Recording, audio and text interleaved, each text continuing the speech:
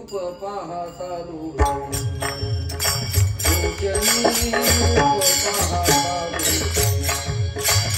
लोचनी रूप पाहता लोचनी रूप पाहता लोचनी रूप पाहता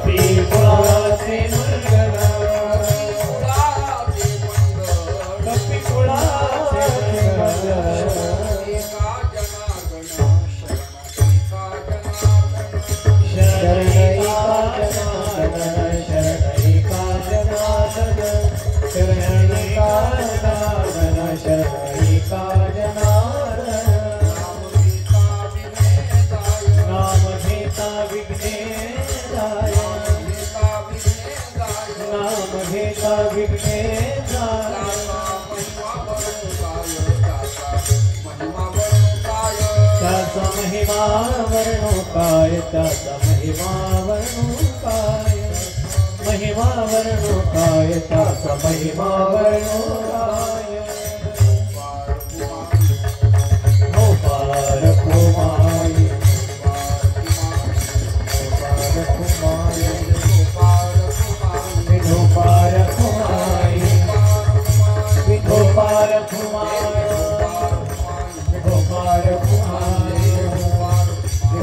कुमार कुमार जय कुमार कुमार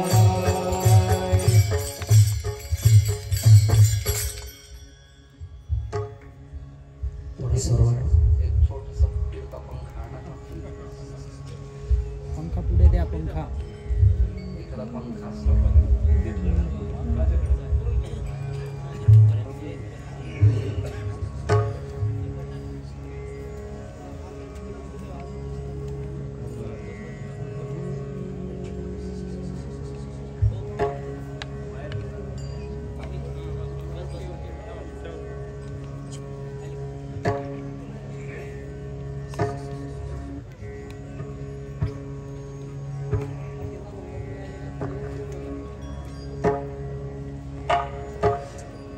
थोडी चाट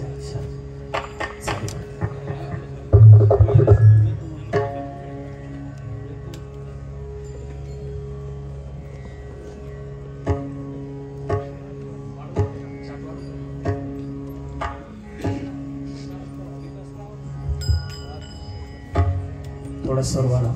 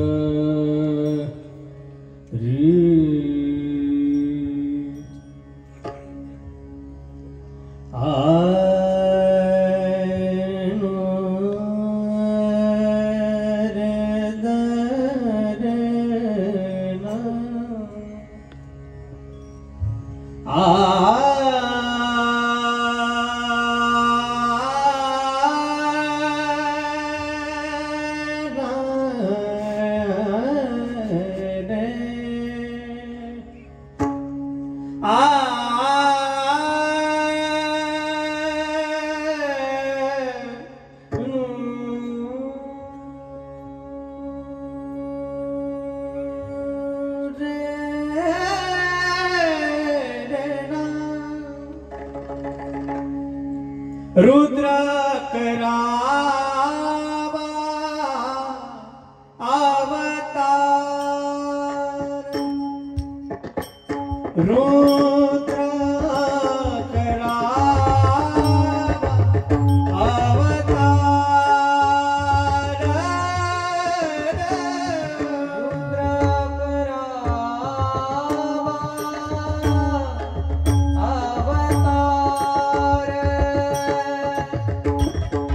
रुद्र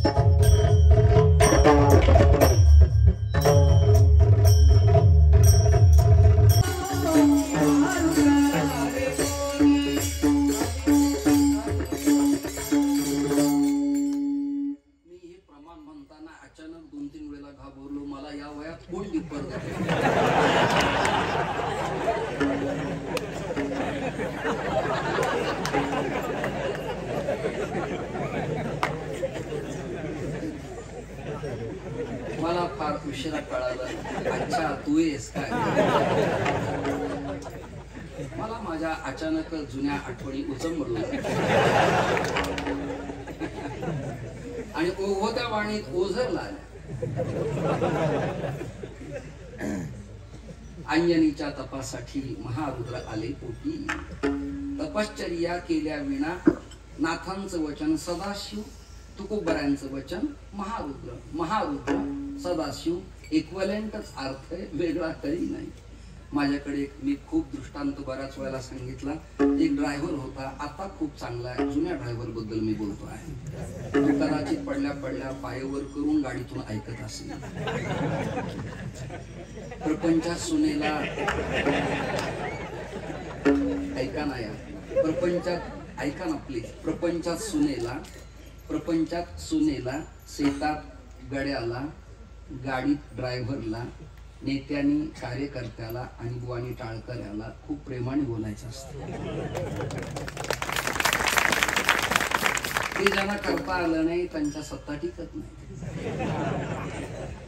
उगीच रागवायचं, चौकडा पाठ नाही, कशाला उभा राहिला, नाटच तुम्हाला येत नाही, हा नाट कशाला लावायचा. आपले लोक आहेत, आपल्या लोकांना प्राधान्य दिलं पाहिजे. माझं तर स्वच्छ मत आहे. परप्रांतातले महाराष्ट्रात साधू येऊन त्यांना 2 कोटी देण्यापेक्षा वारकरी संप्रदायातील पोरं श्रीमंत होत असतील तर आपण अत्यंत अंतःकरणाने काय प्रॉब्लेम मला सांगा ना तुम्ही. हेच मी उभ्या महाराष्ट्रात तरुणींना माझ्या आयुष्यात कधी क्रॉसिंग केली नाही. तुम्ही मोठे व्हा, सदाचार पाळा, एवढीच अडचण आहे, बाकी काही नाही. सदाचार संपन्न जीवन जगलात की आपण प्रत्येकाला वाह क्या बात म्हटलं तो लोक आपले होतात. मी तुम्हाला काय दिलंय जीवनात, काही दिलं नाही, पण तुम्ही जे मला दिलंय, मी तुम्हाला दिलंय ते अलौकिक आहे.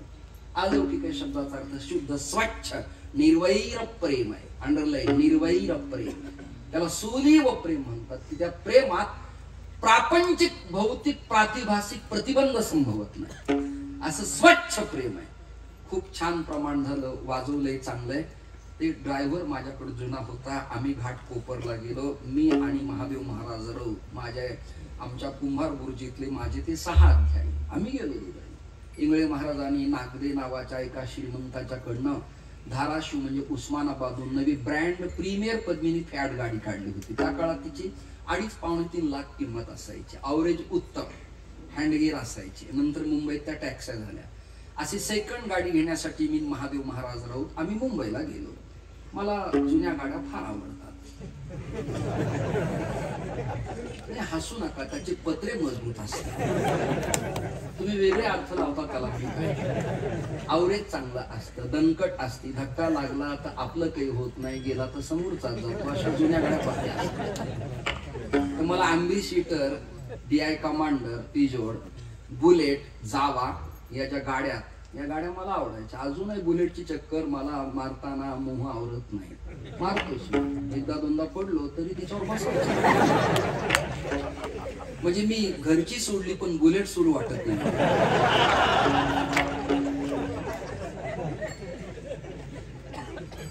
मला ती झेपत नाही तरी मी बसतोच त्याच्यावर. फार सुंदर गाडी, जावा, HD, जुन्या गाड्या बरं का तुम्हाला. बुलेट, अँबेसिडर, अप्रतिम गाड्या. अँबेसिडरची सवारी म्हणजे राजशाही थाट, टकाटक. तशी बैठक आणि कम्फर्टेबल गाडी मला अजून. कोणाच्या गाड्या किती भारीच्या. आता माझ्याकडे ती फॉर्च्युनर आहे पण ती शान वेगळीच. कोणती? अँबेसिडरचे. कॅबिनेट दर्जा तो वेगळाच. मला तर एकदा असं वाटलं की मी मंत्री व्हावं वाटलं मला. मी अंघोळ करायचाच भगवा जग गाडीवरती पालथा चिटकवला.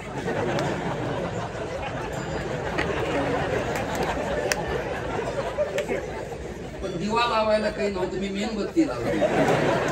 नंतर तो जग वितळला. म्हणलं या जगात मजा नाही. कसा मस्त दृष्टांत आहे. या जगात काही मजा, याचा अर्थ हे मिथ्या आहे. विठाला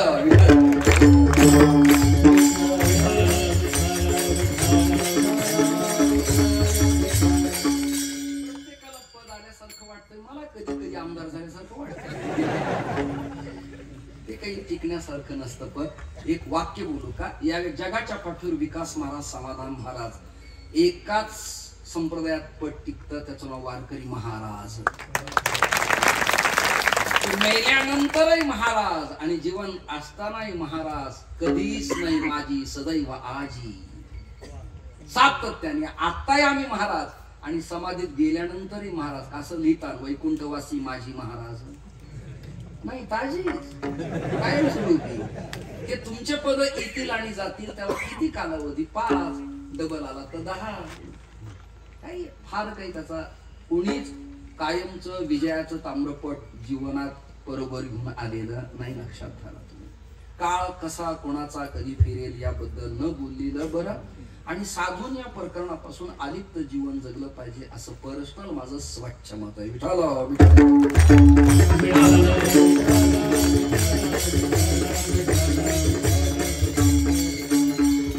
आता यावरही भारतीय संविधानाप्रमाणे ज्याला त्याला स्वायत्तता असल्यामुळे कुणी कसं वागावं हा त्याचा पर्सनल स्वतंत्र प्रश्न आहे. वेळ आपल्याला कमी, आम्ही गाडी पाहायला गेलो, गाडी मी पाहिली, प्रीमियर पत्नीला आवडली मला आणि 90,000ला सेकंड हँड गाडी चांगली मिळाली.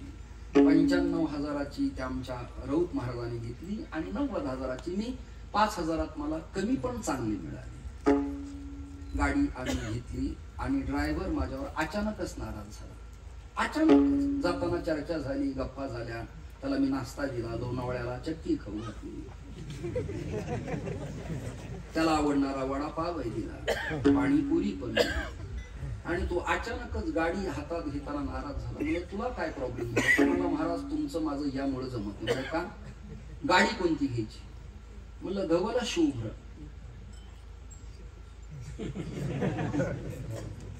तुम्ही जागे राहा म्हणलं. मी त्याला म्हणालो धवल शुभ्र. तो म्हणाला महाराज तुमचं माझं जमणार नाही, मी ड्रायव्हिंग करणार नाही. मला का? घेतली तर व्हाईट, नाही तर घ्यायचीच नाही. दृष्टांत संपला. तसं महारुद्र आणि सदाशिव दोघांचं वाक्य एकच. विठ्ठल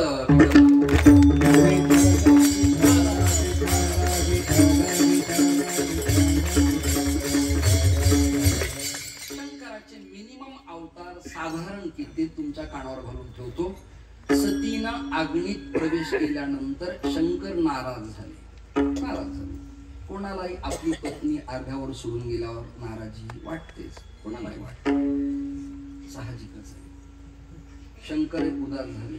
आजही काही शंकर असे आहेत की ज्यांच्या अर्ध्यावर सोडून गेलेले आहेत.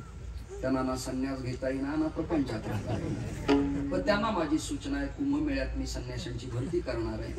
कपड्याचा खर्च सगळा मी करेल, राहण्याची सोय दत्तप्रतिष्ठानला करेल. आपण धर्मासाठी विधान कपडे घाला, वंदे मातरम म्हणा, भारत माता की जय म्हणा आणि एक जय जयकार करा, जय जय श्रीराम.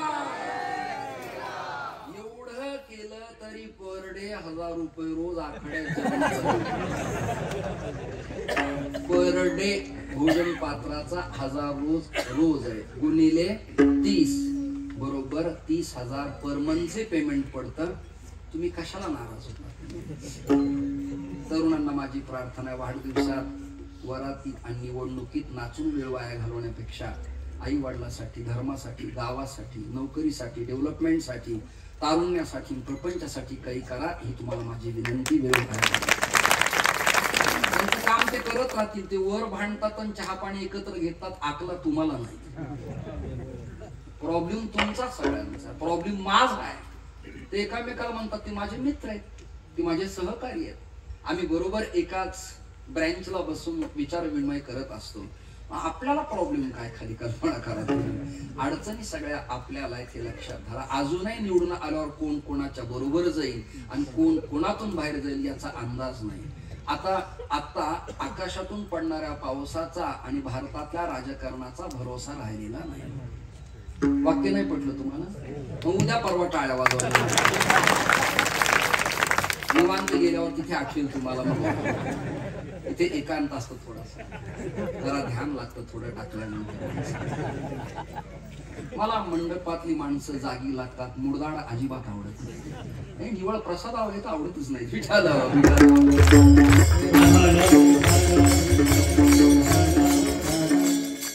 भगवान शंकराचा वीरभद्र एक अवतार आहे. भद्र शब्दाचा अर्थ कल्याण करणारा. वीर म्हणजे बलदंड, वीरभद्र.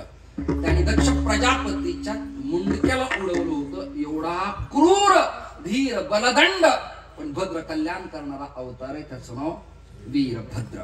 अजून एक अवतार आहे. काशीची तीर्थयात्रा केल्यानंतर त्याला नमस्कार केला नाही तर काशी तीर्थयात्रेचं पुण्य अजिबात श्री महाराज मिळत नाही. त्याचं नाव आहे काशिका पुराधिनाथ काल भैरवम भजे.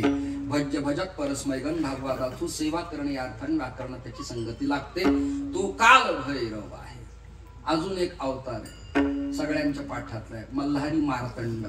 तो कणकगिरी पर्वतांच्या रांगेत राहतो. कणक म्हणजे सुवर्ण, गिरी म्हणजे डोंगर. कसा दिसतो? हळद टाकल्यानंतर सूर्य उदयाला येताना किंवा मावळताना त्यावरची हिरवळ आच्छादन केलेल्या सोन्याच्या पत्रासारखी दिसती. त्या पर्वताचं नाव आहे कणकगिरी पर्वत, सोन्याची जेजुरी. प्रॅक्टिकली असती तर लोकांनी पत्रा आपल्या वाट्याला येऊ दिला नसता. जयाची द्वारी सोन्याचा पिंपळ. आळंदीतल्या लोकांनी एकामेकाची मर्डर केली असते पिंपळाच्या मुळ्या किंवा पानं पळवण्यासाठी. सोन्याचा पिंपळ म्हणजे सुखाचा पिंपळ. विठाल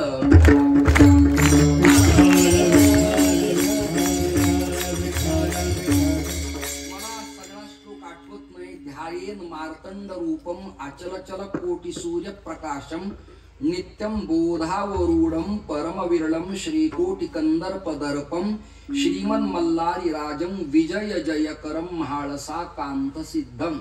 असं मार्तंड विजय नावाच्या ग्रंथात श्री खंडेरायाचं वर्णन आलेलं आहे. असा हा देव शंकराचाच अवतार आहे. बरं, अजून बरेच अवतार शंकराचे आहेत. महाराष्ट्रात वारकरी संत परंपरेत वारकरी संप्रदायाचे गुरुपीठ आदरणीय नवनाथ महाराज श्री निवृत्तीनाथ दादा सदा शिवाचा अवतार.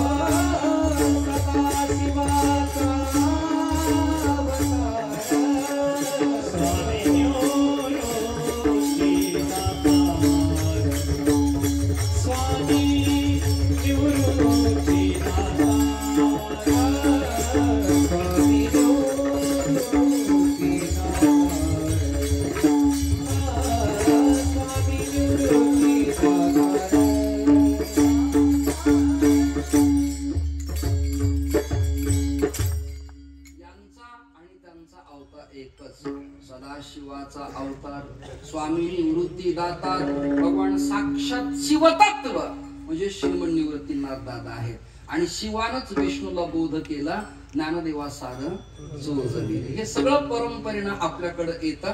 जरा डीप किंवा खोलवर चिंतन केलं तर निकष आणि अर्थ आपल्या हाती आल्याशिवाय राहत नाही नाही नाही. भगवान शिवरायांचा अवतार. मी भगवान शब्द मुद्दाम होऊन आदरपूर्वक त्यांच्या समोर उच्चारतो आहे. इंद्रजमी जंबपर वाढव सदंब पर रघुकुल राज पर सेर शिवराज. रघुकुल राज पर सेर शिवराज आहे. रघुकुल तिलक रामचंद्र आहेत. पण जर विचार केला तर त्यांच्यापेक्षाही महाराष्ट्रात जिजाऊंच्या उदरी शिवनेरीच्या किल्ल्यावर शिवाई देवीच्या कृपेनं भोसले कुलोत्तम असा एक राजा महाराष्ट्रात उदयाला आला. सेर शिवराज आहे. प्रदीपचंद्र लेखेव वृद्ध विष्णुवंदिताः सहस्रमस्य वसेशा मुद्रा भद्राय राज. हा शिवावतारच लक्षात ठेवा. हे जसे अवतार मी शंकराच्या आपल्या समोर मिनिमम कळण्यापुरते मांडले तसं श्री मारुतीराय शंकराचाच अवतार आहे. पण या सगळ्या अवतारात याला 11वा अवतार म्हटलं. त्याचं कारण सांगतो, अभंगाच्या पहिल्या चरणाला टच करतो. माझी फार गरिबी होती, अजूनही मी श्रीमंत नाही, माझ्या अंगावर कपडे नाही. लक्षात कित्येक नेते फॉर्म भरत असताना आपली संपत्ती चुकीची दाखवतात की नाही? नाही दाखवत. मी एवढं खोटं बोललो तर काही त्रास आहे का? करोड रुपये जवळ असून ते जुने घर दाखवतात, तिथे मी राहत असतो. नाही कळलं तुम्हाला? तसं मी म्हणालो माझी फार गरिबी, अंगावर कपडे सुद्धा नाही. सज्जन हो, श्रोते हो, माझे वडील मला म्हणाले जा आपल्या गावात एक छोटी महादेवाची पिंड बसवायची आणि आळंदीहून तू वेदाध्ययन करून आलास तर 4-5 ब्राह्मण घेऊन जरा ऍडजस्टमेंट करून ती स्थापना करून घेऊ. माझ्या डोक्यात प्रभाव शास्त्र परंपरा होती. म्हणलं जमणार नाही, 11 जण लागतील, ऍडजस्टमेंट जमणार नाही. ज्यांच्याकडं स्थापना होती त्यांचा थोरला मुलगा पखावज वादक होता, तोही आळंदीहून आलेला ब्रँड अँबॅसिडर. त्यानं मला सांगितलं महाराज ऍडजस्टमेंट करा. मी त्याला म्हणलं तू पण ऍडजस्ट करतो. म्हणला काय? म्हणलं तिकडची कणिक इकडं लाव. नाही कळत तुम्हाला? कळणारा लगेच कळत. तुम्हाला हे लावता येणार नाही का? तिकडची कणिक इकडं लावली की तिकडची शाई कणिक खाली घेऊन पडेल, म्हणजे वाजवणार नाही. म्हणलं तुला जशी ऍडजस्टमेंट करता येत नाही तशी मला करता येत नाही. महादेवाच्या पिंडीच्या स्थापनेला 11 ब्राह्मण लागतील. कान मंडलेकर महाराज, समोरचा यजमान जरा स्वभावी होता, त्याची बायको त्याच्या स्वभावामुळे वारलेली होती. तुम्हाला कळायला जरा वेळ आणि त्याचा माझा योग आला. मला 11 जण लागतात, मी त्यांना आणतो, मी येतो, अजून 4-5 जण आपण येऊया. गेलो, तुम्हाला ऍडजस्टमेंट करा. त्याची सून समोर आली. मी तिला म्हणलो बेटा मला पोहे कर.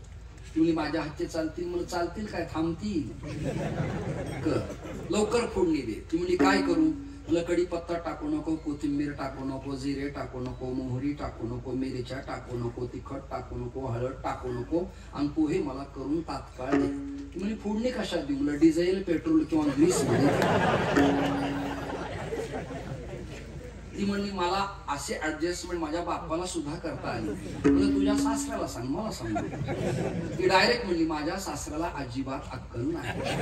मग माझ्या लक्षात आलं त्याच्याकडे स्थापना करण्यात अर्थ नाही. दृष्टांत इथे 11च लागतात, फेरबदल करून चालत नाही. उग विनेच्या ऐवजी गिटार चालेल का? विणाच लागेल. विठाला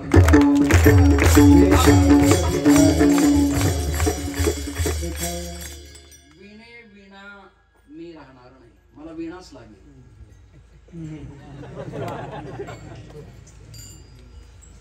गिटार चालणार नाही, सितार चालणार नाही, सिंथेसायझर चालणार नाही. इथे मला वीणाच लागेल. का?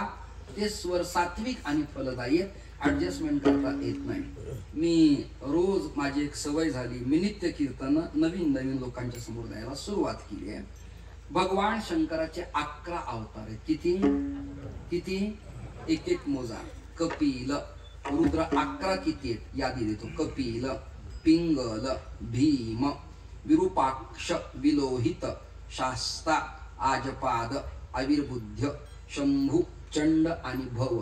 भव भवेती. भव म्हणजे रुद्र, रुद्र म्हणजे मारुती, मारुती म्हणजे शंकराचा अवतार, अवतार म्हणजेच अंजनी पुत्र. 11 जण आहेत हे. आणि या 11 जणांची प्रतिकात्मक पूजा करावी लागते. जसं गणपती म्हटलं गालव, गार्ग्य, ग्रोत्समद, सुधाकर या त्याच्या उपदेवता आहेत. तसं शंकराच्या कोणत्या कोणत्या देवता आहेत? भृंगी, शृंगी, नंदी, गणपती, कार्तिक ह्या उपदेवता आहेत. म्हणजे राज्यमंत्र्याकडनंच कॅबिनेटकडे जाता येत असतं, हा नियम आहे. नियम आहे. सप्लाय घेताना सुद्धा डायरेक्ट वरून वाहणाऱ्या MSEBच्या टावर वरनं आपण आत फिटिंग करू शकत नाही. स्टेप बाय स्टेप आहे. तशा उपदेवतेकडून प्रधान देवतेकडे जावं लागतं, म्हणजे आपलं काम मार्गी लागत असतं. त्यापैकी मग शंकराच्या अवतारात मारुती एक्झॅक्टली कोणता? अभंगाचं पहिलं चरण.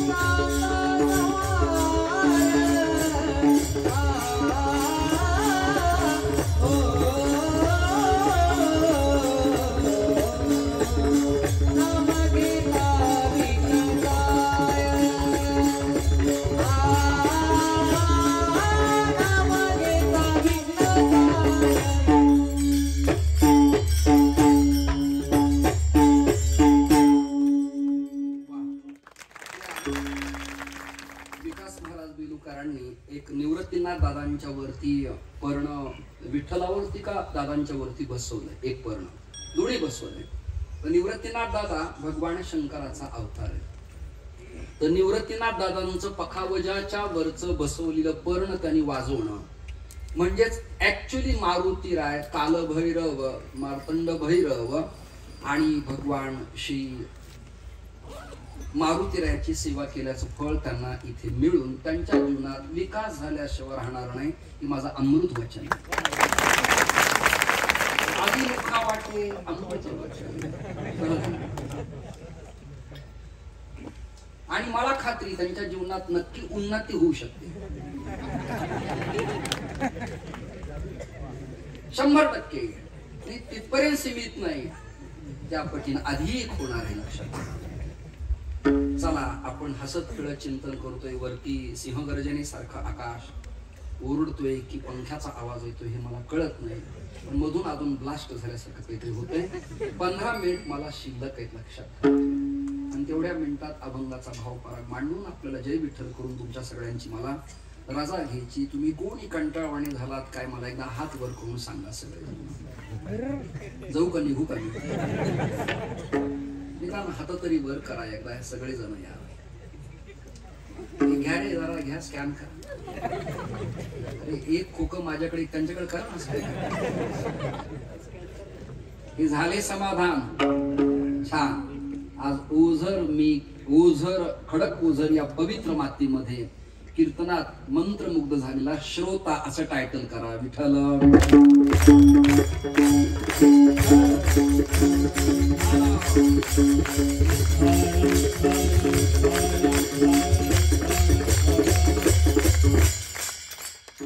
अकरावा अवतार करी दुष्टांचा संहार. दुष्टांचा संहार मारुतीराय कसं करतो याबद्दल महाभारतातली एक कथा तुमच्या समोर मांडायचा प्रयत्न मी करतो. करू का? एकच कथा सांगतो. काय झालं, कृष्ण परमात्मा पांडवांच्या बाजूला जरी होते तरी अर्जुनाच्या कमकुवत स्वभावामुळं, ऐका, आता अर्जुन विजय होईल असं वाटत नव्हतं. हे भगवान कृष्ण परमात्म्याच्या लक्षात आलं आणि त्यांनी ताकदीनं पुन्हा पुन्हा अर्जुनला उभा राहण्याचा सल्ला दिला. तरी नीट ऐका, तरी अर्जुन नकारार्थीच बोलत असायचा. माझे काका आहेत, मामा आहेत, चुलत भाऊ आहेत, गुरु आहेत, मी त्यांच्याबरोबर युद्ध करणार नाही. भगवान म्हणाले तुला उभा राहायचं नव्हतं, युद्ध करायचं नव्हतं तर कधी वर्षावर कधी सागरवर एवढ्या मिटिंगा का घ्यायला? तुम्ही जागेत ना सगळेजण. आणि आता सीझन आहे ना 20 तारखेपर्यंत, जरा जागे राहा मस्त पैकी. जर तुला उभा राहायचं नव्हतं तर माझा वेळ कशाला वाया घालून डिस्टर्ब केलास? तुझं तू पाहून घ्यायचं. मला उभा करायला लावलंस, पाठिंबा द्यायला लावलास. मी तुझ्यासाठी बऱ्याच ठिकाणी आलोही, चर्चाही केल्या, लोकांचं मनोबलही वाढवलं, लोकांना समजावून सांगितलं. आता तू म्हणतो मला विरोधात लढायचं नाही. भगवान म्हणाले का लढायचं नाही? म्हणले माझे दुर्योधन सख्खा चुलत भाऊ आहे, धृतराष्ट्र काका आहे. ते म्हणाले तुझे सगळे काका आहेत, सगळे चुलत भाऊ आहेत, पण व्हेरी डेंजरस लोक व्हायचा. तुझ्या बायकोला विवस्त्र करून मांडीवर बसवलं तेव्हा तुझा काका काय मातीत गेला होता, तुझा चुलत भाऊ काही पेटला होता, लाक्षाग्रहात टाकलं तेव्हा तुम्हाला विषप्रयोग केला तेव्हा नातं नाही तुम्हाला कळलं. जरा लाजा फिजा वाटल्या पाहिजेत. अरे अश्वत्थाम्यानं गर्भावरती ब्रह्मास्त्राचा प्रयोग केला तेव्हा तुम्हाला गुरुचा पुत्र हे लक्षात नाही आलं. आणि आता म्हणतो ती माझे नातलग आहेत, आता माहिती नाही. उभा राहायला विरोधाला विरोधच केला पाहिजे. इथं नातं आडवा येता कामा नाही. आणि नातं आडवा येत असेल तर तुम्ही लोकांना दाखवताय एक आणि तुमचं चाललंय एक. ही जशी सावधानतेची भूमिका आहे तशी भगवान परमात्म्याचं हे कृष्ण नीतिशास्त्र महाभारतात उदयाला आलं आणि अर्जुनाला बोलून भगवंतानं युद्धाला प्रवृत्त केलं. ऐकताय ना?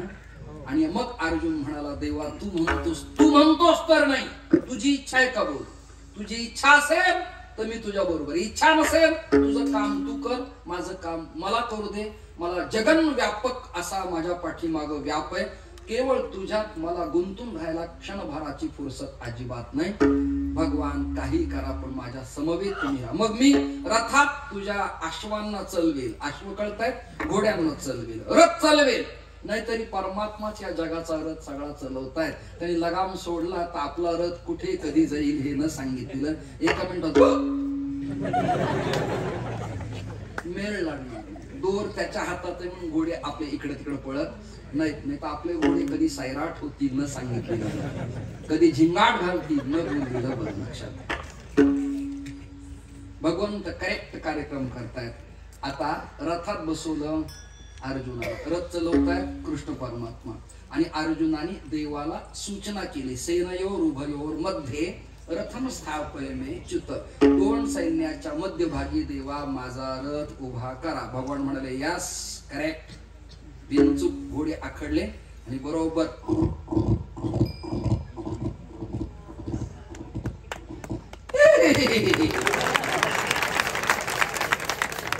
कडक पोझरला मला याच बिला घोडं व्हावं लागलं. याच बिला याचं नाव गाढवाची घोडी आम्ही करू. संत वचन वाया घालवायची नाही. आता इथे अचानक घोडा कुठून आणायचा, म्हणून मी घोडा निर्माण केला. मी घोडा दाखवण्यापेक्षा आणि घोडा लावण्यापेक्षा आणली.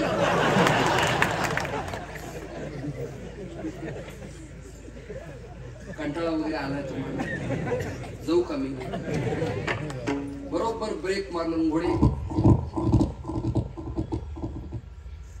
आणि मग सगळं सैन्य पाहिल्यावर अर्जुनाची स्थिती अशी आहे, हा सैन्य सिंधू पोखरीला ज्ञानोबरांची भावना. हे सगळं प्रकरण पाहिल्यावर अर्जुनाचे इंद्रिय धाधिंधिन्ना करायला लागले. गांडीवं संसृती हस्तात त्वक्चैव परिदयी. आपली हवा नाही. भगवान म्हणजे हवा नाही, हवा निर्माण करावी लागते. हवा कुठातच नसते, हवा निर्माण करायची असते आणि ती टिकवावी लागते. नाही तर हवा येते आणि जाते, टिकवणं महत्वाचं असतं. काहींच्या हवा कधी सुटतात सांगता येत. मी सातत्यानं गाडीचे काच 4 बोट खाली ठेवतो.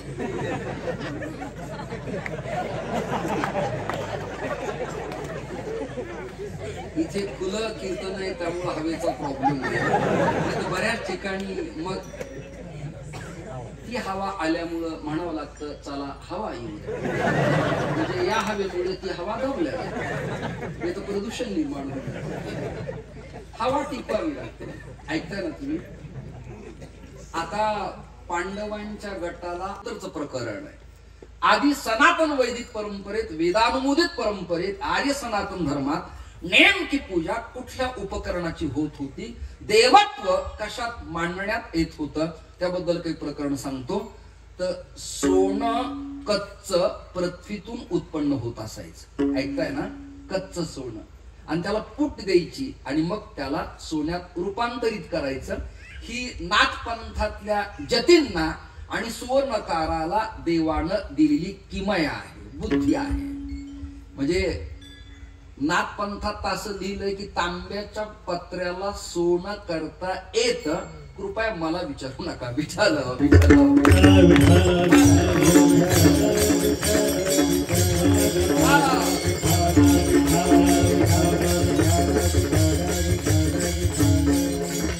बधिराला चेतनत्व आणता येतं, चेतनत्वाला बधिरत्व करता येतं, मुक्याला बोलायला लावता येतं आणि बोलणाराला मुक करता येतं. एवढं सामर्थ्य काश्मीरी शैवागमनातल्या शांभवाद्वैत तत्वज्ञानात प्रतिपादन करण्यात आलेलं आहे. मग त्या काळात देवीची उपासना पूजा कशी करायची. सप्तशृंगीचा आकार नंतरचा, माहूरगड फारच नंतरचा, तुळजापूर नंतरच, करवीरवासिनी नंतरची. या मूर्ती आकाराच्या आधी एक देवीलिंग असायचं, त्याला भगवती लिंग म्हणतात. आणि त्या लिंगाचं नाव आहे सुवर्णमाक्षिक. काय नाव आहे त्याचं, म्हणजे पृथ्वीतून निघणारं कच्च सोनं. म्हणून तर वसुंधरा भोगवतीच धन्या असं सुभाषितकार म्हणतात. ही मेदिनी, ही धरित्री, ही धरा, ही पृथ्वी, ही विष्णुपत्नी, ही वसुंधरा आहे. काय प्रसवत नाही. डिझेल पासून पेट्रोल पर्यंत आणि सोन्यापासून ते कोळशापर्यंत काय प्रसवत नाही. धान्यापासून ते थेट पल्लवींच्या पर्यंत आणि वादक गायकापासून ते नेत्यापर्यंत आणि अभिनेत्यापासून ते धर्मवेत्यापर्यंत काय प्रसवत नाही वसुंधरा धन्यवतीच धन्य असं म्हटलेलं ही धन्य वसुंधरा आहे. आणि त्याच्यात ही सुवर्णमाक्षिक नावाची भूमिका निघते. माझ्या पूजनात ते पण आहे. म्हणजे 3 सांगितलं तुम्हाला. गणपती सांगितला, त्याच्यानंतर नर्मदा लिंग सांगितलं, पृथ्वीतून निघाणारी सुवर्णमाक्षिका जगदंबा भगवती सांगितली. आंबा वरून सोडल्यावर कोय जशी खरबूड असते तसं किंबहुना शेताच्या बाजूला एखाद्या पर्वताच्या पायथ्याला जीसीबी लावून खांदत असताना मुरुमाचे थर जसे निघतात, अजून कसं सांगू स्वच्छ, तशा आकाराचा तो खडा असतो, त्याला सुवर्णमाक्षिका म्हणतात. 3 झाले. आता सूर्याची प्रतिमा कशी काय करायची? प्रतिमा सोनं चांदी त्याचा ठसा हे नंतरचं प्रकरण आहे. पण त्याच्या आधी उदयाला येणारा प्रॅक्टिकली प्रत्यक्ष सूर्य साक्षी देवता म्हणून अक्षत आणि फूल त्याला समर्पित करून कर्म साक्षी त्याला करायचं आहे, नमस्कार करायचा आहे. पण त्याच्या आधी सुद्धा जे सूर्य तत्व आहे ते सूर्य तत्व हे सूर्यकांत मणी नावाच्या मण्यात आहे. कोणत्या मण्यात आहे? सूर्यकांत मणी. दूध घातलं तरी तेजोनिधी दिसतो, पाणी घातलं तरी तेजपुंज दिसतो, तांब सोनं आणि एखादा वेलवेटचा कपडा लालबुंद मांडला तरी स्फटिकासारखा स्वच्छ प्रभावी दिसतो. याला सूर्यकांत मणी म्हणतात.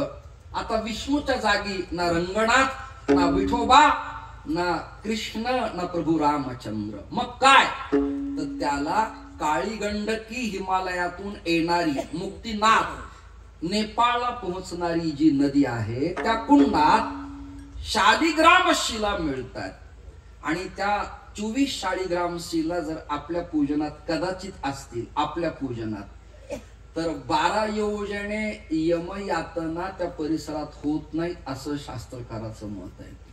बर का? या विष्णू लिंगाला म्हणतात शालिग्राम भगवान. याला स्थापना करण्याची गरज नाही, याला मंत्र उच्चारण्याची गरज नाही, याला हवन करण्याची गरज नाही, याला निमंत्रण देण्याची गरज नाही. आणायचा स्वयंभू, तुलसी दल मांडायचं, पाणी घालायचं, नैवेद्य विदाऊट कांदा लसूण भगवंताला समर्पित करायचा आणि तो प्रसाद घरातल्या सदस्यांना द्यायचा आणि मग म्हणायचं देवाच्या प्रसादे करारे भोजन. किंबहुना अजून एक श्लोक सांगतो, महाप्रसाद गोविंदे नाम ब्राह्मणी वैष्णवे स्वल्प पुण्यवताम राजम विश्वासो नैव जायते. आपला विश्वास संपादन करून घ्यायचा असेल तर त्याला तुलसीदल मांडलीला शालिग्राम आपल्या घरात असला तर तो नैवेद्य आपण ग्रहण करावा. म्हणजे घरात त्याला शांती, सुख, ऐश्वर्य, समाधान, पद आणि पदवी, प्रतिष्ठा आणि वाणी, वाक्चातुर्य आणि वाजवणं, स्वर आणि ताल, गाणं आणि पेशकारी प्राप्त होते.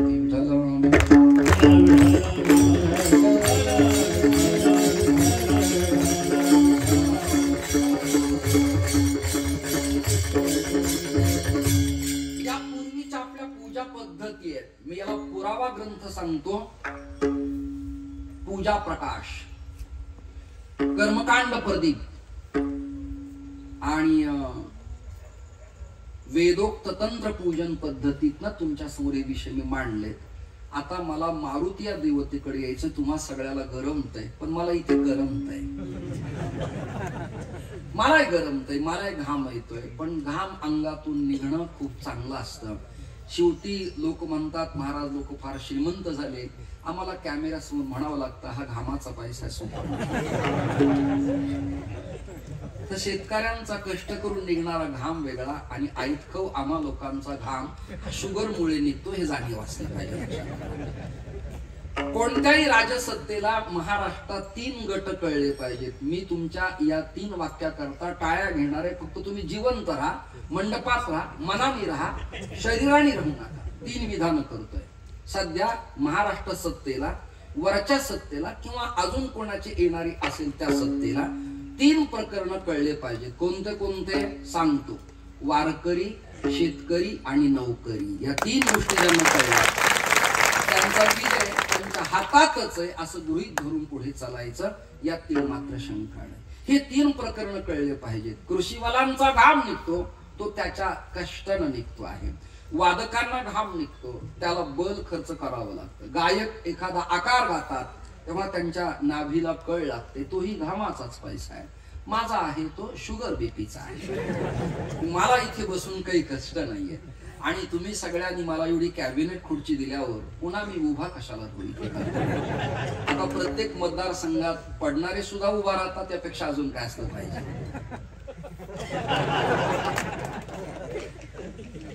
पडून इज्जत जाण्यापेक्षा आरंभालाच बसतील बरं, हे मला कळल्यामुळं मी उभा राहिलो नाही. आणि तुमच्याच लोकांना तुमच्याकडे उभा राहायला चान्सेस नाही, तर मला बीडवरून कसं उभा राहू देतील? म्हणून माझं मी स्वतःच कॅबिनेट तयार करून बसलेलो आहे.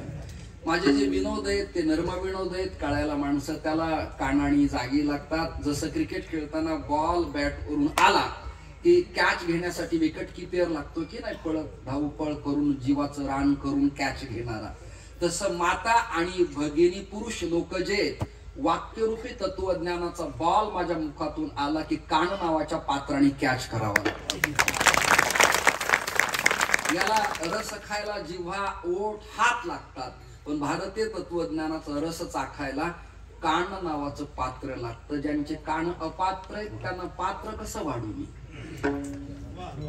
म्हणजे सगळं कीर्तन झालं काही म्हणायचं कोणता अभंग होता काही वेळ लागला, अशांच्यासाठी मी फिरत नाही. विठाल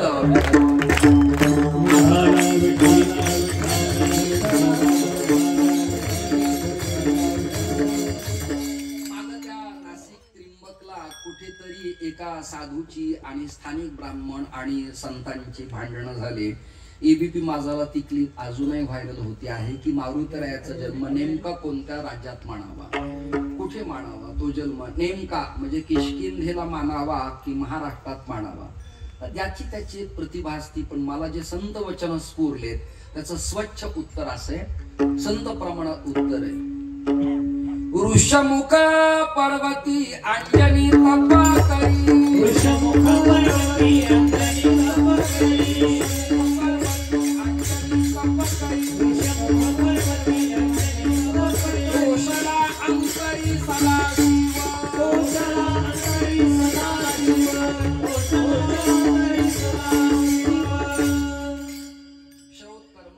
शांताराम भानुशांचं नाशिक त्रिंबकला नाव मोठं आहे. म्हणजे एका विद्वानाचं नाव मी आपल्या समोर घेतोय. त्यांच्याशी माझी चर्चा झाली डीप. त्यांनी उत्तर असं दिलं की पंचकृषी परिभ्रमण परिक्रमा जशी गोकुळ वृंदावनाची करतात तशी परिक्रमा त्रिंबक तीर्थक्षेत्राच्या पर्वताची करताना जे मुख आहे, आरंभ आहे, तोंड आहे, कमान आहे, प्रवेश आहे, गेट आहे, त्या स्थानाचं नाव आहे ऋषीमुख आणि प्राकृत भाषेत त्याचं नाव ऋष्यमुख आहे. शांती ब्रह्म एकनाथ महाराजांचे त्या काळात कसे विदाऊट केबल कॅमेरे असतील पैठणातून कल्पना करा तुम्ही. त्रिंबकला सुंदर नारायणाला कपिला संगमाला नाथराय येत असत, निवृत्तीनाथांच्या समाधीला आलिंगन देत असत, काळारामाला अभिवादन करत असत, रामकुंडात ते पर्वणीच्या काळात स्नान कदाचित करत असतील.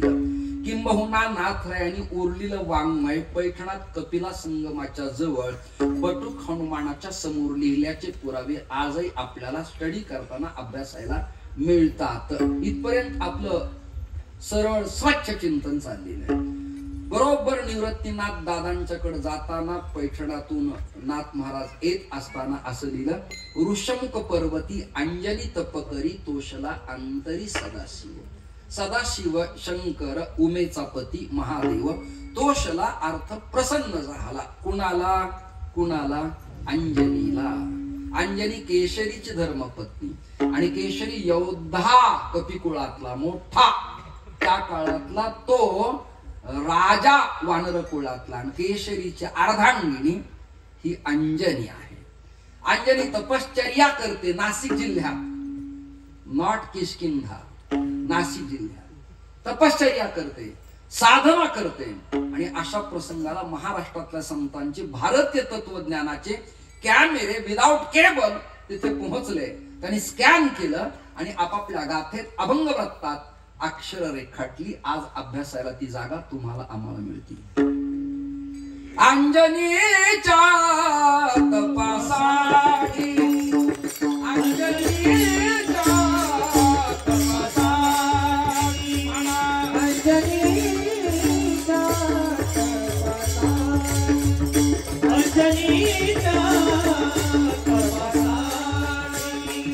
अंजनीच्या तपसानी अंजनीच्या तपसानी अंजनीच्या तपसानी अंजनीच्या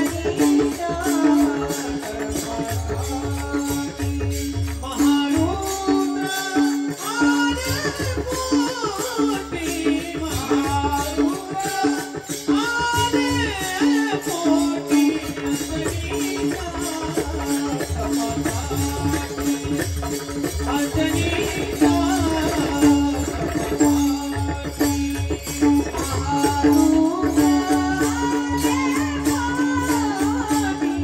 महारुद्र आले पोटी महारुद्र आले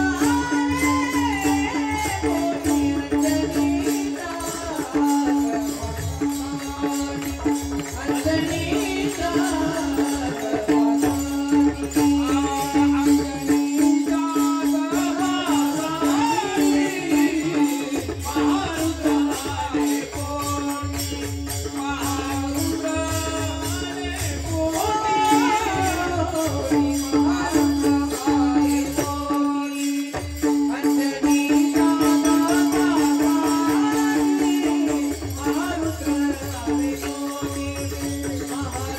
अंजनीच्या महिमा वर्णू काय अंगी सिंदूर चर्चिला अंगी सिंदूर चर्चिला भव्य मारुती देखिला नाम घेता विघ्ने जाय त्याचा महिमा वर्णू काय कपिकुळाचे मंडन शरण एका जनार्दन नाम घेता विघ्ने जाय त्याचा महिमा वर्णू काय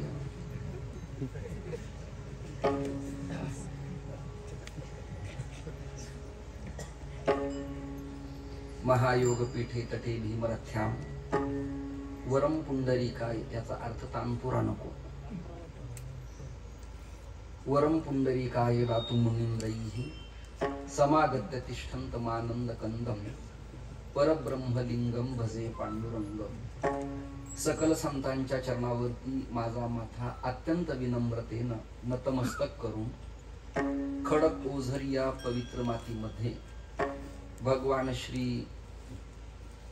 अंजनी पुत्र मारुतीरायाच्या पवित्र दरबारात आदरणीय माझे परम प्राणप्रिय श्री समाधान महाराज यांनी त्यांच्या सहकार्यांना आपल्या विश्वासात घेऊन मला दिलेलं हे कीर्तन सेवेचं निमंत्रण आजच्या माझ्या कीर्तनात डाव्या बाजूला त्यांच्या मृदंग नादानं मदोन्मत्त हत्तीनं डुलावं असे आदरणीय मृदंग अलंकार एम ए म्युझिक हरिभक्तीपरायण श्री विकास महाराज यांना खूप धन्यवाद देतो।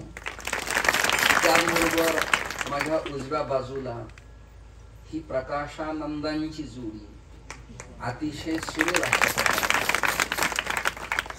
प्रकाश हा सदा आनंद देणाराच असतो, त्यामुळे प्रकाश आणि आनंद या दोन गोष्टी अविभाज्य घटक आहेत।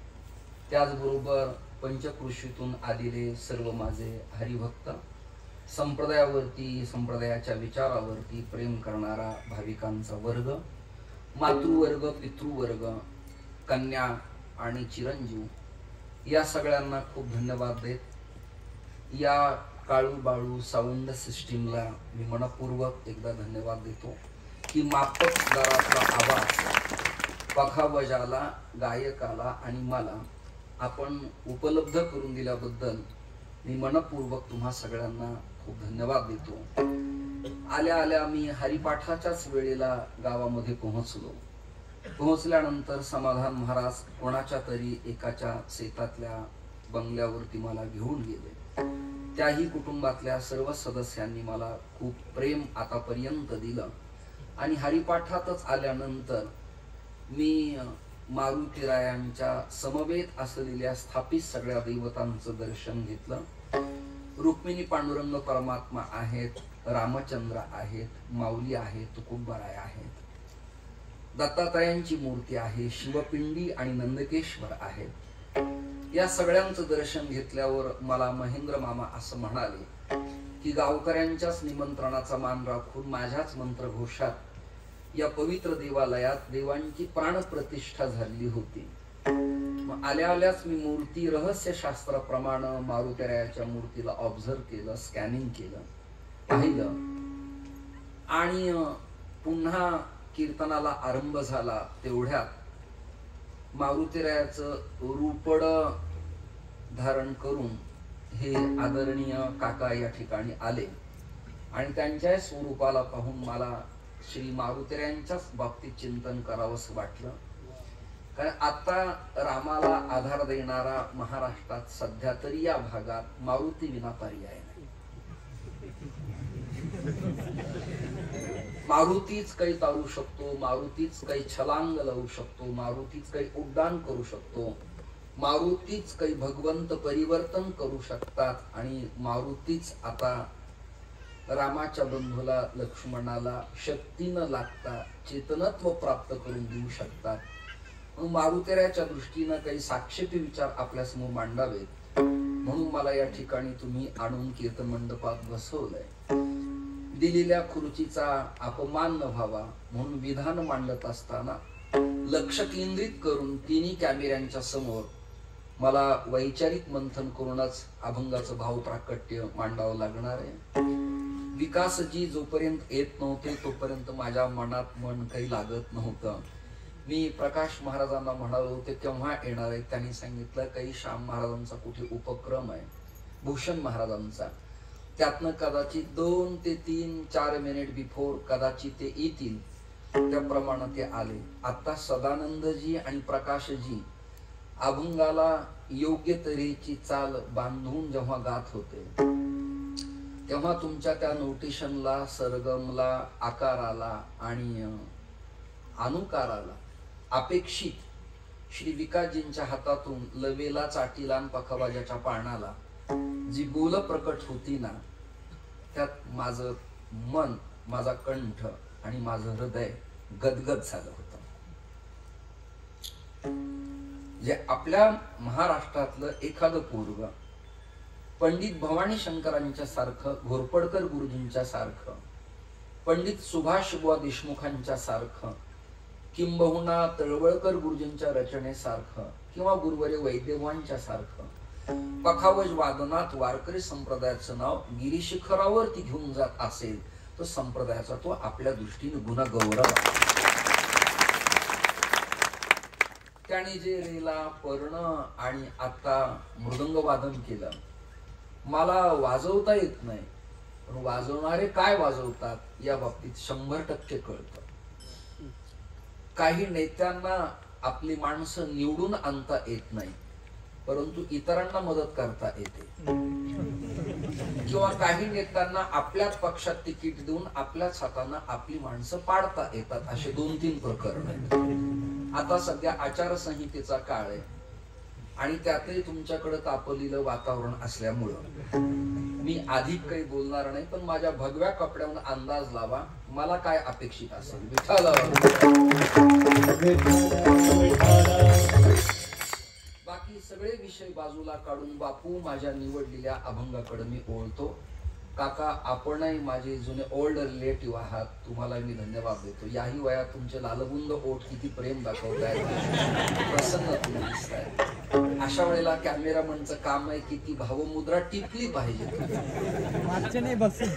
म्हणजे होतंय काय माहिती काय, बॉन्डीवरचे सैनिक आणि कीर्तनातल्या कॅमेरा काय कधी प्रसंग येईल हे सांगता येत नाही. त्यामुळे तुम्हाला किवीक सावध असावं लागतं त्या प्रसंगाला. मला ठाऊक आहे की मागलच्या लोकांना मी न दिसल्यामुळे प्रॉब्लेम होतो, तर तुम्ही एक करायला पाहिजे, एक कॅमेरा माझ्याकडे ठेवा, एक लोकांच्या भावमुद्रा टिपा आणि उर्वरित प्रभात जर मी दिसत नसेल तर पडद्यावर त्यांना तुम्ही दाखवा की काय प्रॉब्लेम आहे तुम्हाला. पुढे कधी योजना अशी करा की मागच्या लोकांना पडद्यावर आपण दिसायला पाहिजे. 2 प्रकरण असतात, काही पडद्याच्या पुढे असतात, काही पडद्याच्या मागे असतात. परमार्थातही असंच आहे आणि राजसत्तेतही असंच आहे. काही स्टेजवर आहे माना हलवणारे आणि काही प्रॉम्प्टिंग करणारे मागून असतात. माझं तसं स्पष्ट मत आहे, नाटकातल्या मंचावरती काम करणाऱ्यापेक्षा त्यांची प्रॉम्प्टिंग करणारा मागलचा मार्गदर्शक अत्यंत महत्वाचा असतो. वेळ मला खूप कमी आहे. मी विकासजी, सदानंद आणि प्रकाशजींच्या भजनामुळं आणि वादनामुळं भाविक भाऊक झालो. तसा मी मनानं खूप कठोर आहे. एवढं लवचिक पण मला शक्य नाही. परंतु तुम्ही आज जे वाजवलंय, तुम्ही जे गायलंय ना, ती पेशकारी तुमच्या अफलातून होती. देवानं गायलेलं कळावं इथपर्यंत माऊलींनी मला बुद्धी दिलेली आहे. त्यामुळे तुमचं मी गुणवर्णन करतो. ज्यांना धुमाकडचा आणि पुढीकडचा स्वर सारखाच वाटतो त्यांच्याबद्दल मी बोलणार. आणि अशाही काही बुवा सांगतात जरा पखावज स्वरात लावा. हेही प्रकरण वादकाला सहन करावं लागतं. तुम्ही कुठे किती मोठ्या मनाच्या आहात याचा विचार आम्हाला करत नाही. मोठ्या मनाचे तुम्ही की त्यांना ऍडजस्टमेंट करून घेता. समाधान महाराजांना मी धन्यवाद देतो. या भागातलं एक संस्थेतून सुटलेलं पोरग पारमार्थाच्या दिशेनं सातत्यानं चळवळ करून धर्म संघटन करण्याचं केंद्र काम ते एक मुखानं करतायत. मला ते दिसत नाही पण त्यांना मी धन्यवाद देतो. हे सगळे विद्यार्थी ज्यांचे, त्या बुवांना, त्यांच्या अध्यापकांना धन्यवाद. गांगुर्डे महाराज, त्यांचे छात्र, त्यांच्या या कन्या, या सगळ्यांना धन्यवाद देतो. चांगली एक वैष्णवांची मानली आळी या ठिकाणी उभी केली आहे. म्हणजे मला खरं सांगू का, आळंदीतल्या जोग महाराजांच्या शताब्दी महोत्सवातल्या वारकरी कीर्तनात टाळकरी असावीत असा आनंद या ओझर खडक नावाच्या गावात प्राप्त झाला. एवढे टाळकरी. आजचा माझा स्वतंत्र विषय श्री हनुमंत आहे, मारुती आहे, शिवावतार आहे, पार्वती पुत्र आहे, केशरी नंदन, अंजनी पुत्र आणि वातात्मज या 4-5 सूत्राला समोर ठेवून मी मारुती या स्वतंत्र विषयावरती आपल्या समोर चिंतन करणार आहे. काल परवा विकास महाराजांच्या जन्मस्थानी मला त्यांनी निमंत्रण दिलं आणि त्यांचे वयोवृद्ध आजोबा नर्मदेची परिक्रमा करून आले. त्यांनाही मी आलिंगन दिलं. श्रीमंत निवृत्तीनाथ दादांचा प्रकाशित झालेला गाथाही त्यांनी मला सत्कारी भेट दिला. उन्नतीने मला जाईपर्यंत बाबा याच पदानं अलोट प्रेम समर्पित केलं. आणि 2 दिवसांनी मी पुन्हा फोन करून विचारलं मुलांना की कुठल्या वेबसाईट वरती, कुठल्या फेसबुक अकाउंटला, कुठल्या इन्स्टाला, कुठल्या ट्विटर किंवा युट्यूबला श्री महाराजांचं सोलो वादन आपल्याला मिळेल. आणि खात्रीपूर्वक मी ऋषिकेश का विठ्ठलला सूचना दिली आणि तुमचं ते निवृत्तीनाथ दादांचं पर्ण ऐकण्यासाठी मी खूप आकर्षित झालो होतो. ते ऐकलं. खडक ओझर नावाच्या या गावाला एवढा दिव्य सोहळा होईल असं मला वाटत नव्हतं. कारण ज्ञानोबरायांचं स्कॅनिंग असं, खडकी जैसे वर्षिले. खडकावरती पडलेलं पाणी जमिनीच्या कामाला जसं येत नाही तसं खडक आणि ओझर या 2 प्रकरणात माझ्या भारतीय तत्वज्ञानाचं पाणी या इथल्या शेत पिकांना मिळून अध्यात्म विद्येचे रूप ज्ञान वैराग्याच्या फळानं प्रफुल्लित कसे होतील हा माझा प्रयत्न या गावी मी करतो आहे. चांगल्या दिग्गज कीर्तनकारांची कीर्तनं इथे झाली आहेत, पुढे होणार आहेत. किरण माझं सातत्याने या भागात तुमच्याकडे खूप येणं आहे. संपत काका अजूनही येतोय, पुढे येणार आहे. संचितीजी तुम्ही आज आलात, कुणाकुणाचे नाव घेऊ, सगळेच माझ्या ओळखीचे. त्यामुळे तुम्ही माझे, मी तुमचा आहे असं गृहीत धरून मानेचा रिस्पेक्टिव्ह कौल देऊन विरोधात न जाता तुम्ही मला मत टाकाल अशी अपेक्षा करायला हरकत. मत टाकाल या शब्दाचा अर्थ माझ्या अभंग चिंतनाचे एकरूप व्हाल असं मी तुमच्याशी मागणी मागतो आहे. आजचा अभंग शांती ब्रह्म संत एकनाथ महाराजांचा आहे आणि नियम असा आहे जुन्या वक्त्यांचा, जुन्या परंपरेतल्या संप्रदायातल्या ज्ञात्या लोकांचा की ज्यांचा अभंग कीर्तन सेवेसाठी निवडलेला आहे त्यांची अल्प स्वल्प प्रमाणात एक कृतज्ञता व्यक्त करावी लागते. म्हणून निळोबाराय जगद्गुरु तुकोबारायांच्या शिष्य परंपरेतलं एक घर ते निळोबाराय आरती गाताना शांती ब्रह्म एकनाथ महाराजांच्या बद्दल अशी उद्घोषणा करतात. भानुदासाचे कुळी महा विष्णूचा अवतार, महाविष्णूचा अवतार.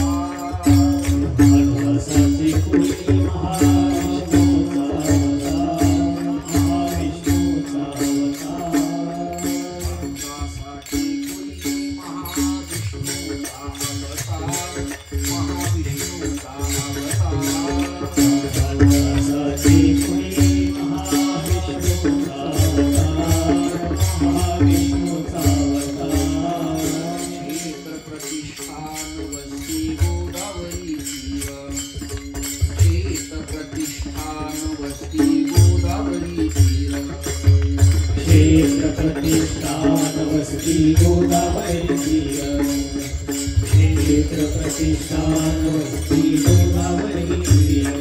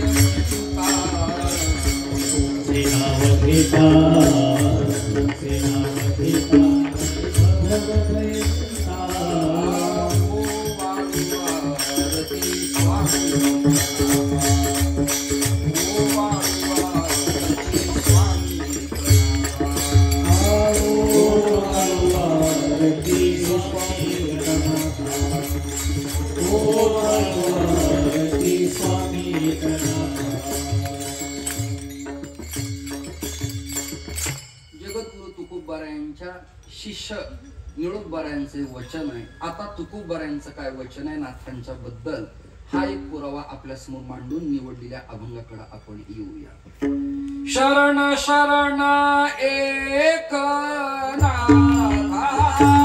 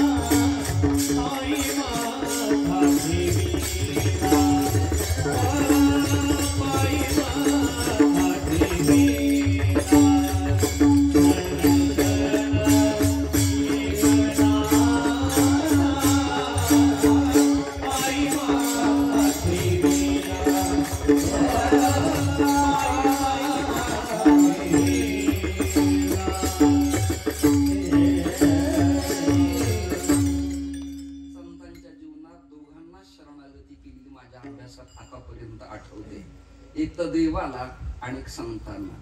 याखेरीज अन्यांना शरण जावं अशी भूमिका संतांची अजिबात नाही. श्रोत्रिय ब्रह्मविद वरिष्ठ परभणीकर गुरुजींच्या जुन्या कीर्तन मालिकेत समाधान महाराज काही भाव असेल, जीवानी जीवाला शरण जावं, जीवानं देवाला शरण जावं का जीवानी धर्मपत्नीला शरण जावं असा एक प्रसंग मांडलेला आहे. तर जीवानं कुणाला शरण न जाता दोन प्रकरणाला शरण जायचे, एक देवत्व आणि दुसऱ्या क्रमांकाचं संतत्व. त्यातही चिंतन मी करतो, देवत्वापेक्षाही संतत्वाची भूमिका बलदंड असल्यामुळं संतांची शरणागती अधिक फलदायी ठरते. त्यामुळं शरण शरण एकनाथा पायी माथा ठेविला. निळोदबाराय आणि जगद्गुरु तुकोबाराय ज्यांचं गुणवर्णन करतात अशा प्रतिष्ठान निवासी श्री शालिवाहन नगरातील शांती ब्रह्म संत एकनाथ महाराजांचा महारुद्राचं, मारुतीरायाचं, अंजनी पुत्राचं, केशरी नंदनाचं गुणवर्णन करणारा अभंग मी आज मारुतीरायाच्या समोर खडक ओझरिया पवित्र मातीत निवडलेला आहे. मुळात चिंतनच असं आहे की भगवान शंकराचे भिन्न भिन्न अवतार आहेत. शिवतत्वाचा अर्थ करत असताना शिवयती मंगलम नाम यस्य वाची प्रवर्तते, शिवपुराण असं लिहितं की जगात दोनच नाव मंगल आहेत. सकळ मंगळनिधी श्री विठ्ठलाचे नाम आधी एक आणि दुसऱ्या क्रमांकाला एक मंगल नाव आहे, अमंगल्यम शीलम तव भवतु नामई विमखिलम. जगतातल्या अखिल अमंगलाला मंगल करण्याचं सामर्थ्य दुसऱ्या एका नावात आहे, त्याचं नाव शिवतत्व आहे. आणि शिव शब्द मूलतः मंगलवाचक असल्यामुळं हरी आणि हरा अभेद मंगल शब्दानं प्रतिपादन केला जातो.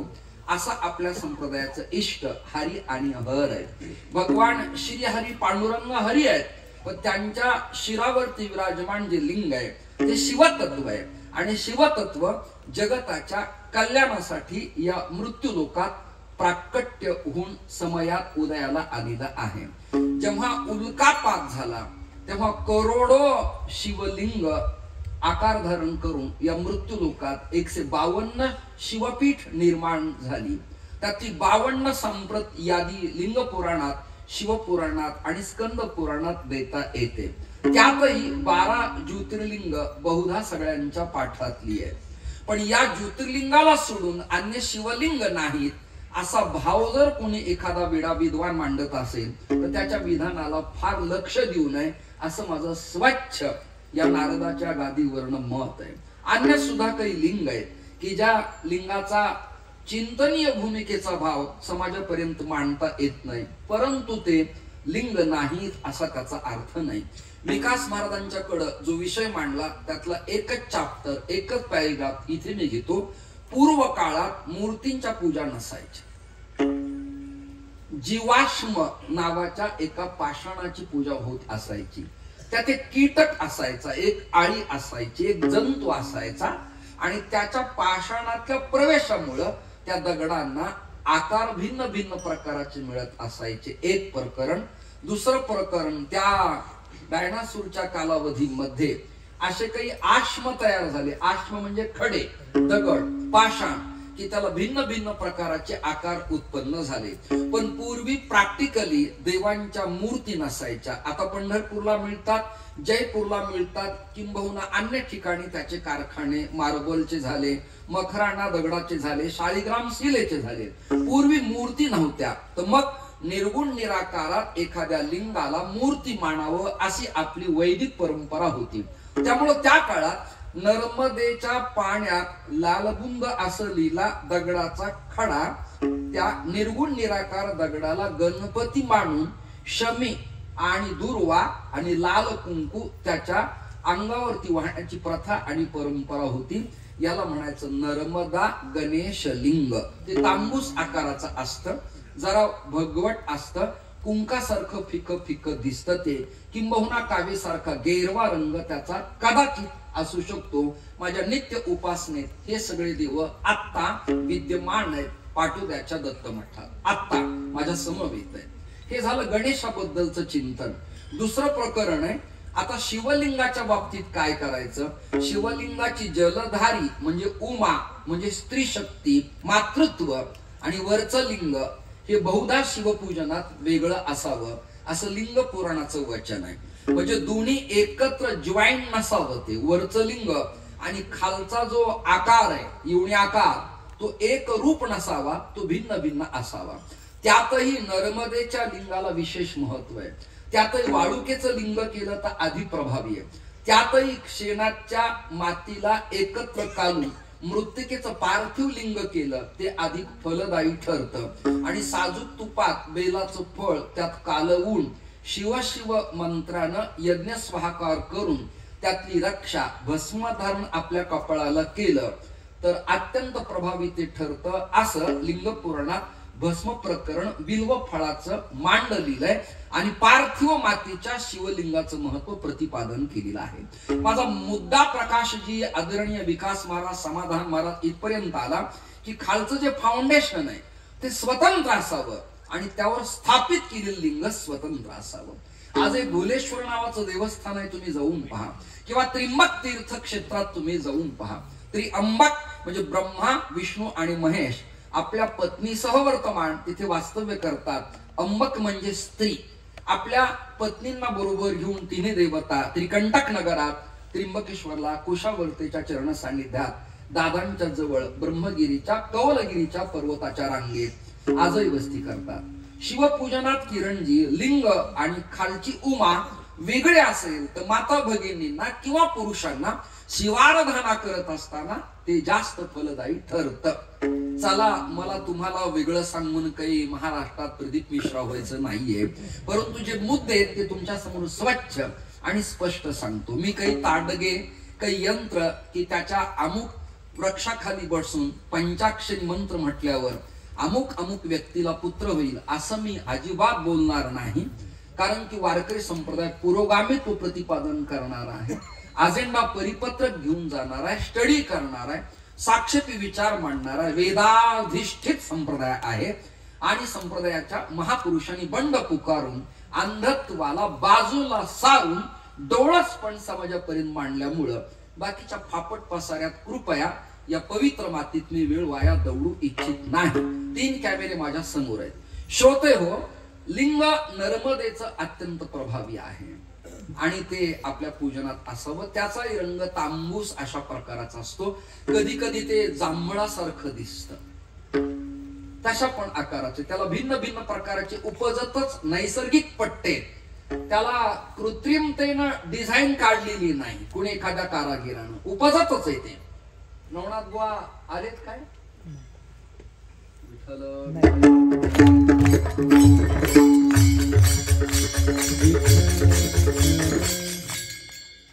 लेट पण थेट माझी नजर तुमच्यापर्यंत पोहोचली. इकडे नाशिक प्रभागात येऊन निवृत्तीनाथ दादांना टाळणं संप्रदायाला बरं नाही.